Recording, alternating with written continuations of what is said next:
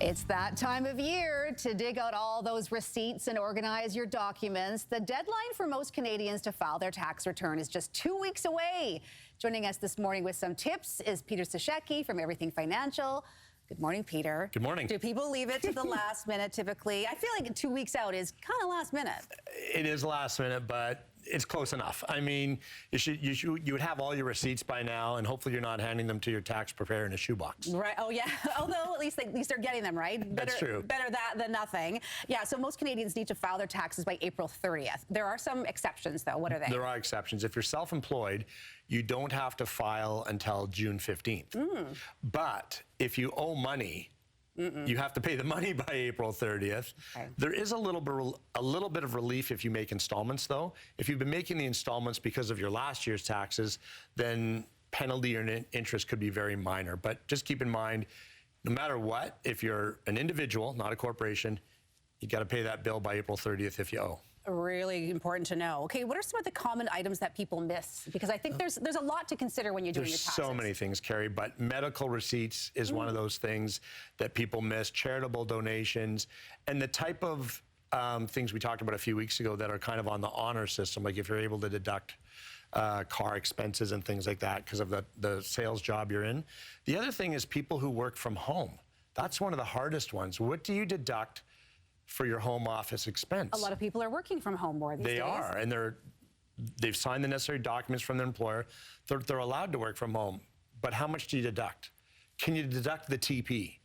I mean, because you got to go to the bathroom still when you're working from home. Like, it's like it's your office bathroom. Exactly. So what do you deduct if you're working from home? And that's one of the ones people have the most trouble with. Interesting. Okay. So, and we talked about the home deductions. Are there tools that people can use to make sure that they don't miss anything? Is there a way to find out the list of things that they need there's tax checklists. Okay. So your tax preparer can have a lot of them have checklists of here's all the different possible receipts you would need. Now, we can't list it today because there's way too many, and a lot of them don't apply to people. But downloading a checklist, if your person does not have one, or if you do your own taxes, that's a start. But the most important one is a checklist for home office. So there's actually a way and a percentage. So the home office deduction is based on the percentage of space that office is in your home. So pick the absolute biggest room in your house.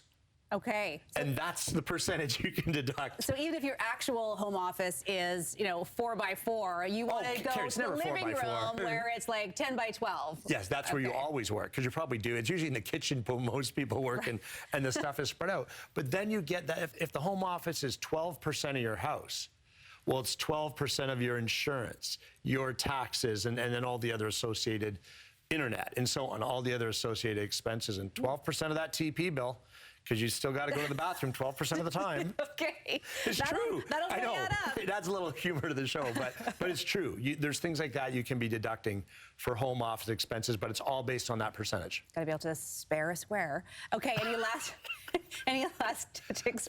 No, get them done on time. Don't wait. But if you don't owe money, then you can't get a penalty for a late filing charge. Okay. But why would you want to file late if the government owes you money anyways? Get that money. Exactly. Get it in your hands as quick as possible. But there's no deadline per se if the government owes you. But get it done anyway so you can get your money back and get it working for you. Because in this day and age, we want the money back in your pocket. Absolutely. Okay. Peter Sashecki with Everything Financial. Thanks, Peter. Thanks, Gary.